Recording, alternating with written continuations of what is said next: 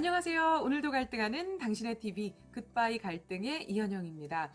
여러분 혹시 그거 있으세요? 주, 인, 의, 식. 네. 주인의식입니다. 주인의식이 있는 건지 아니면 주인을 의식하느라 바쁜 건지 어쨌든 우리 주변에서 이 주인의식이라는 단어를 참 많이 사용하고 있는 것 같아요. 사실 좀 조심스러운 단어이기도 합니다. 이 주인의식이라는 단어를 듣자마자 주인의식 또 주인의식 하면서 탄식할 이 수많은 직원들의 목소리가 여기까지 들리는 것 같거든요. 근데 주인의식이라는 것이 정말 뭘까요? 그리고 주인의식이 정말 있어야 되는 걸까요? 주인의식이 과연 무엇인지 궁금하시다면 오늘의 이 영상을 꼭 함께 해주시기 바랍니다. 꽤 많은 조직의 리더들은 우리의 직원들이 주인의식이 부족하다라고 이야기를 합니다. 왜 우리의 직원들은 이 주인의식이 부족한 걸까요? 아니, 이 직원들에게 주인의식이 꼭 있어야 하는 걸까요? 또 이 주인의식이 과연 정말 대체 뭘 얘기하는 걸까요? 주인의식이란 일이나 단체 따위에 대하여 주체로서 책임감을 가지고 이끌어가야 한다는 의식이라고 정의하고 있습니다. 이러한 주인의식은 공식적인 주인의식과 비공식적 주인의식으로 의미를 나눠볼 수 있습니다. 공식적인 주인의식은 말 그대로 공식화된 주인의식으로서 법적으로 종업원이 주식을 소유하여 회사에 대한 주인의식권이 있는 경우를 말합니다. 회사의 주식을 10개, 100개 갖고 있어도 사실 공식적 주인이 되는 것은 매우 어렵다고 봐야겠죠. 주로 우리가 주목하고 있는 주인의식은 바로 비공식적인 주인의식, 심리적 주인의식을 말합니다. 실제 주식의 소유 여부와 관계없이 심리적으로 주인의식을 지각하는 것, 개인이 특정 대상을 자신의 소유로 느끼고 있는 심리적 상태를 말합니다. 아니, 실제 소유가 아닌데 왜 심리적으로 주인의식을 지각하게 되는 걸까요? 내 사업, 내 가게라는 주인의식을 갖는 직원들에게는 공통점이 있습니다. 열심히 일하는 만큼 그들에게는 권한과 책임이 함께 동시에 주어집니다. 열심히 일을 하기는 하는데 권한이 부족하면 수동적으로 움직이고 주도성이 떨어지게 되죠. 그리고 또 책임이 부족하면 방관하게 되거나 방어적으로 행동하게 됩니다. 그래서 주인의식은 주인과 직원이 다를 수밖에 없어요. 왕관을 쓴 자, 그 무게를 견뎌라 라는 말이 있는 것처럼 권한이 많은 만큼 책임질 것이 많으니 우리의 주인은 오늘도 내일도 고민이 깊습니다. 신발 전문 쇼핑몰로 시작해서 현재는 다양한 의류나 잡화를 판매하고 있는 자포스라는 기업이 있습니다.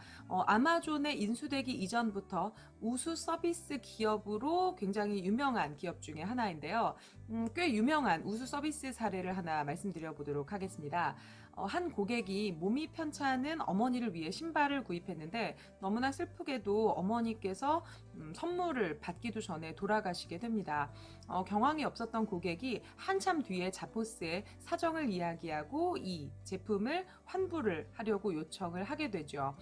이를 확인한 자포스의 고객 충성팀은 택배 반품이 아닌 직원을 직접 보내 반품을 처리하게끔 하는 것뿐만 아니라 고객의 집에 꽃과 카드를 전달하여 함께 슬픔을 위로해 주었다고 합니다. 이 사례가 더 주목받았던 것은 이 모든 상황이 회사의 서비스 매뉴얼대로가 아니라 고객 충성팀의 직원이 스스로 판단하고 움직였기 때문이었어요. 역시 우수한 서비스를 제공하는 기업은 남다르기도 하고 또 그 기업에 근무하는 직원 역시 참 대단한 서비스를 제공한 것이죠. 그런데 이 아름다운 이야기, 우수한 서비스 사례를 주인의식의 관점에서 한번 생각을 해볼게요. 만약 직원이 이러한 상황에서 스스로 처리할 수 있는 권한이 없었다면 어땠을까요? 고객의 안타까운 사정을 이해는 하지만 회사 방침상 환불 기간이 지나서 불가하다는 메일을 보냈을까요? 아니면 이번만 특별히 환불을 해드릴 테니 택을 제거하지 않은 상품이라면 택배로 발송을 해달라라고 요청을 했을까요? 이 또한 나쁜 서비스라고 얘기를 할 수는 없겠지만 만약 이렇게 처리했다면 우수한 서비스라고는 이야기하기가 좀 어렵겠죠. 고객의 상황에 따라서 자율적으로 판단하고 대처할 수 있는 권한이 주어진다면 우리의 직원들은 좀 더 자율적으로 주도적으로 업무를 할 수 있게 됩니다. 한 가지 더, 만약 기준 외적인 서비스를 제공한 직원들에게 아무런 책임이 없거나 과도한 책임을 묻게 되면 어떻게 될까요? 어떤 서비스를 제공하더라도 직원에게 아무런 책임이 없다면 직원 직원들은 일관성 없는 서비스를 남발할지도 모릅니다. 일단 고객 불만을 해결하면 된다는 마음으로 꽃다발, 상품권 등 다양한 보상을 하려고 하겠죠. 어차피 내 책임 아니잖아요. 또 반대로 너무 과도하게 책임을 묻게 되면 직원들은 소극적으로 행동을 하게 될 겁니다. 나중에 문제가 돼서 나한테 책임지라고 하면 어떡해요? 고객 서비스 측면에서 꽃다발을 보냈더니 직원의 월급에서 깎겠다거나 고객에게 기준 외의 서비스를 제공한 것에 대해서 추후 문제 발생 여지가 있으니 심할서를 쓰라고 한다던가 할 수도 있잖아요. 그러다 보면 직원들은 당연히 몸을 사리고 기준과 원칙에 따라서만 행동하려고 하겠죠. 그래서 일을 하는 행위, 권한, 책임, 이 세 가지가 함께 균형을 잘 잡고 있는 것이 중요합니다. 이 균형이 어긋나서 한 가지라도 너무 많거나 너무 적으면 무게중심이 무너져서 주인의식이 발생하기가 어렵죠. 자, 그러면 행위, 권한, 책임 이 세 가지가 균형을 이루는 상태가 과연 언제일까? 간단하게 말하면 내 일의 상태. 좀 더 풀어서 이야기를 하자면 명확히 구분된 내 업무 범위 정도로 풀 수 있을 것 같아요. 우리 회사 전체의 환경 미화를 신경 쓰지는 못하더라도 내 책상 정리 하나만큼은 제대로 해놓는 것, 최소한의 의식이라는 거죠.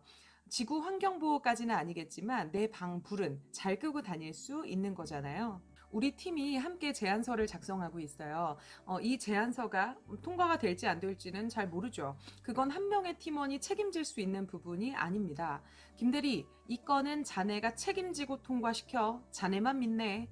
책임지고 통과시킬 것 같으면 권한도 같이 줘야죠. 사업의 방향이나 인력, 기한, 혜택 등등을 포함한 권력, 권한은 주지 않으면서 제안서를 쓰는 행위와 제안서가 통과돼야 된다는 책임만 쥐어주면 어떤 직원이 주인의식을 갖고 열정적으로 임할 수 있을까요? 하지만 제안서를 쓰는 와중에서도 내가 맡은 부분에 대한 정확한 자료조사, 사실 확인, 재확인, 적시 보고 등 완벽을 기하려고 노력을 하는 것 정도, 그리고 함께 쓴 제안서라면 다른 부분에도 부족함이나 실수가 없는지 한번 서로 체크해주는 정도, 이 정도 선에서는 가능하겠죠.